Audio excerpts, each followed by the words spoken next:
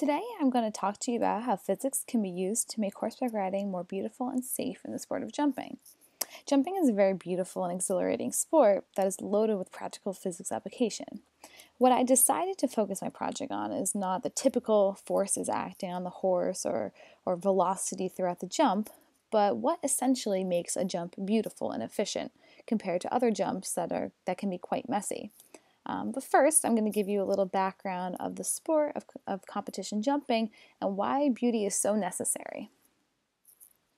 The first discipline of jumping is called show jumping. Show jumping is scored upon how fast a horse and rider can jump a course and acquire the lowest amount of time and fewest amount of faults. Faults are when a horse knocks a pole to the ground.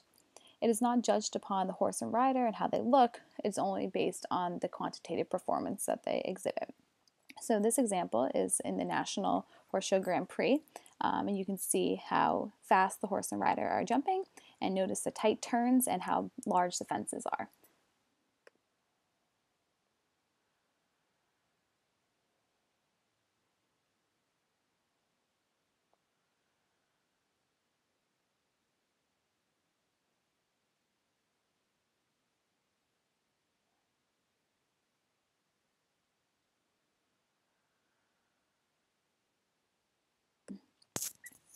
The next discipline is hunters. Hunters is based upon the rider's ability to negotiate a course and essentially show off how beautiful their horse can perform. It is not based upon the rider's form at all, but rather how beautifully and smoothly their horse can jump. Jump courses usually do not involve tight turns and critical elements like in the other disciplines like show jumping as we just saw, but rather long sweeping turns and more natural looking fences. The course is then scored based upon a panel of judges' opinions.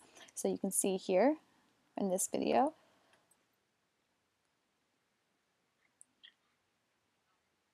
the horse has a very long stride,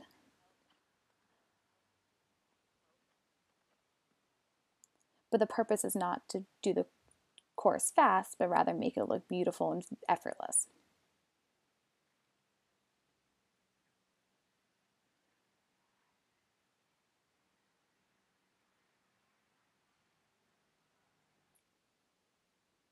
The final discipline of horse jumping is called equitation.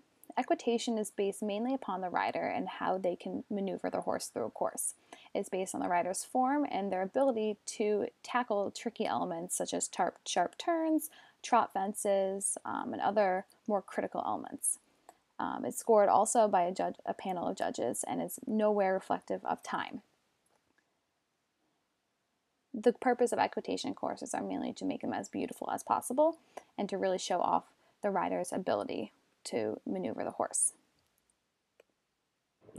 Pushed his haunches and got him lined up and, really controlled every step of You that can see the counter sharp tenor, and it really turns worked and out the for more her. technical elements.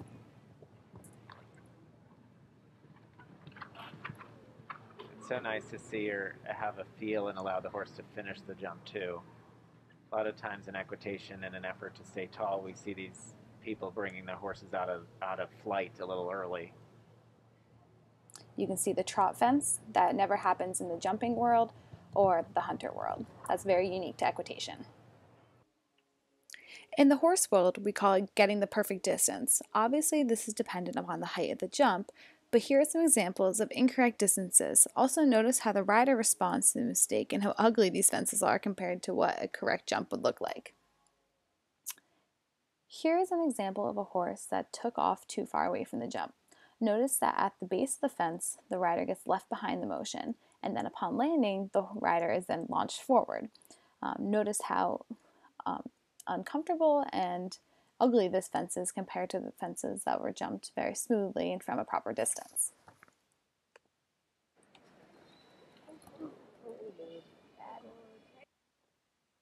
Here's an example of a horse who got a distance that was way too close to the fence. He adds a stride and then is forced to pretty much go vertical over the fence rather than a nice flowing smooth arc. You can notice how uncomfortable this looks for the horse, and you can also notice how the rider was affected by this as well.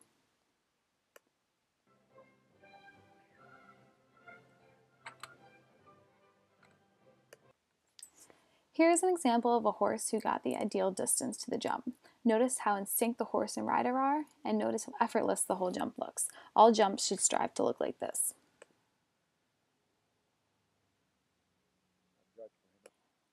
After examining some of the footage I collected, I came to the question about what actually makes a jump look beautiful. Through the footage and my personal experience, I noticed that the perfect jump is dependent upon two things. The first is the distance from the jump at which you take off, and the second is the takeoff velocity. Unexpectedly, I also noticed a relationship between takeoff distance and total jump length, and also the takeoff velocity compared to the landing velocity. Both of these, I think, are important factors in understanding jump beauty and efficiency. For my project, I used 8 different clips of Eggo. He's a little German riding pony, and he was jumping a fence of 56 centimeters tall.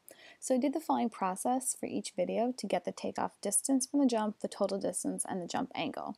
So first I'm going to show you how I got the distance from the jump. So I slowed the video down to around 60% of its original speed, and I'll just show you the clip first.